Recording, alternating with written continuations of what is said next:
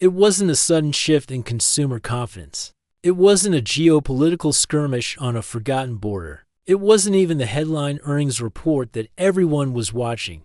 It was the plumbing, the silent mechanics of the global financial system, the flow of collateral, the availability of dollars, the liquidity shift. Most observers look at the surface.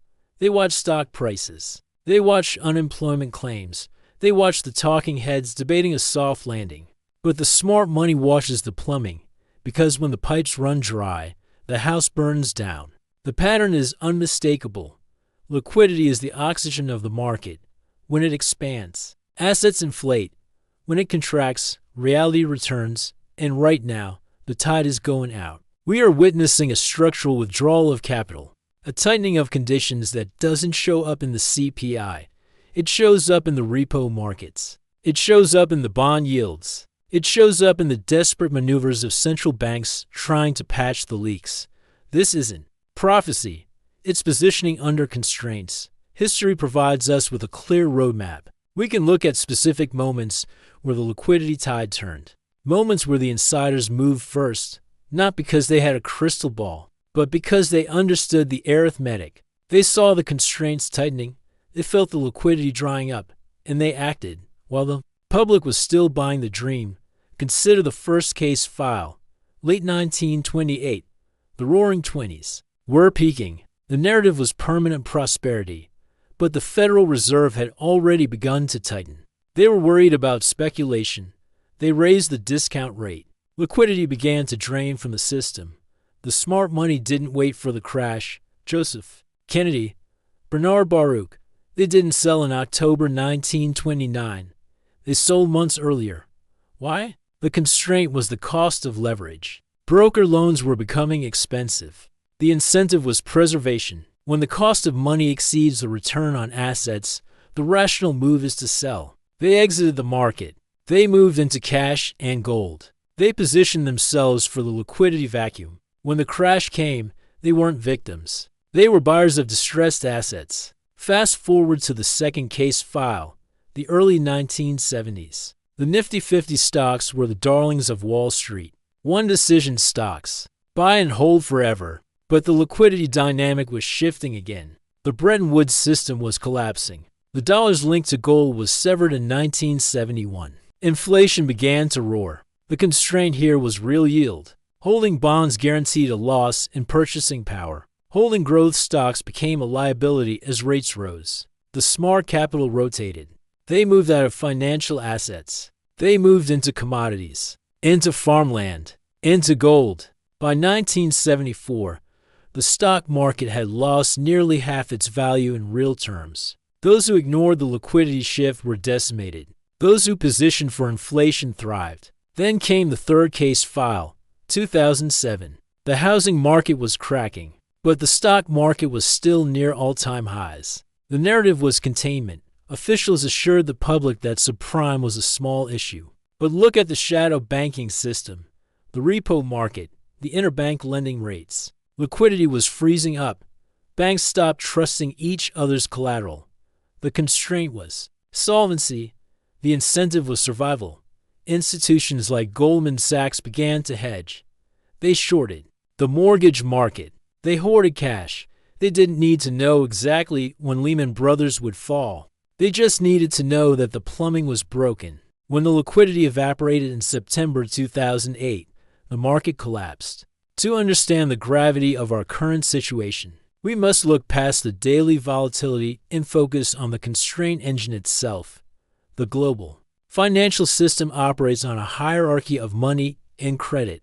At the top is the central bank, which determines the base supply of reserves. Below them are the commercial banks, and below them, the shadow banks and financial markets. The liquidity shift we are discussing is not a simple matter of interest rates being high or low. It is about the availability of the balance sheet capacity required to keep the system moving. When central banks engage in quantitative tightening, they are not just raising the cost of money. They are physically removing the base money from the system. Current data suggests we are entering a phase of acute liquidity scarcity that most market participants are ignoring. For the last year, markets have been buoyed by temporary liquidity injections. such as the draining of the reverse repo facility and the usage of emergency bank funding programs. These mechanisms acted as a reservoir, releasing water into the system even as the central bank tried to dry it out. However, those reservoirs are approaching empty. The arithmetic is merciless. As the government continues to issue trillions in debt to fund its deficit, it sucks liquidity out of the private sector. Who buys the debt? If the central bank isn't buying, and the banks are constrained by regulation, the liquidity must come from somewhere else. It comes from the sale of other assets. Here is the key. The incentive structure for the major players has shifted from risk-taking to capital preservation. In a world of abundant liquidity, the rational move is to buy everything, because a rising tide lifts all boats. In a world of scarce liquidity, the rational move is to shorten duration and increase quality. We see this in the behavior of corporate insiders and major funds, who are quietly reducing exposure to high-beta assets. While the retail public chases the latest rally, the risk is not just a market correction, it is a seizure of the plumbing, similar to what we saw in the repo spikes of 2019 or the gilt crisis in the UK. Under these constraints, the system becomes fragile, prone to breaking at the slightest shock. There's a counter-argument. Of course, many analysts argue that the economy is robust, that technological innovation, specifically in artificial intelligence, will drive a productivity boom that offsets the monetary tightening. They point to resilient GDP numbers and strong consumer spending as proof that the liquidity concerns are overblown. They suggest that we have entered a new paradigm where deficits don't matter, and liquidity can be conjured at will. However, this perspective ignores the historical reality of how liquidity cycles end. Innovation does not negate the need for settlement balances. Productivity cannot pay off debt that needs to be rolled over today. The incentive for the central bank is to keep rates high, enough to kill inflation, which remains sticky, while the incentive for the government is to spend freely. This conflict creates a vacuum. When the Treasury floods the market with new bonds, it drains the cash that would otherwise support the stock market. The productivity boom may be real, but if the liquidity required to trade it disappears, the price of the asset falls. It is a mechanical relationship, not an emotional one. This leads us to three distinct endgames, and history suggests they will occur in a specific order.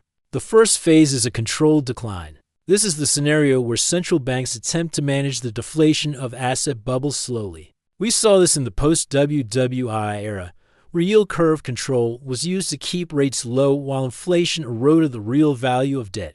The goal is to repress volatility, forcing investors to accept negative real returns for a decade. It is a slow bleed, designed to liquidate the middle class as wealth to pay for the sovereign's excesses without triggering an immediate panic if control is lost. We enter the second phase, chaotic collapse. This occurs when the bond market vigilantes return, rejecting the sovereign's paper. We saw glimpses of this in the 1990s with the Asian financial crisis, or the more recent sovereign debt crises in Europe. In this scenario, liquidity completely evaporates, bid-asks widen, and markets go no bid. This forces a rapid, violent repricing of all assets. The illusion of wealth disappears overnight as the leverage unwinds. This is the phase where the positioning we discussed earlier becomes the difference between survival and ruin. Finally, the inevitable conclusion is the reset and restructure. When the pain of collapse becomes politically untenable, the rules are changed. This happened in 1933 with the revaluation of gold, and again in 1944 with Bretton Woods. In the modern context, this likely involves a restructuring of sovereign debt and a modification of the currency system itself, possibly introducing new digital mechanisms to lock down capital. The system is rebooted, but the wealth that was lost during the collapse is not returned. The only variable is timing and pain. Subscribe to the channel.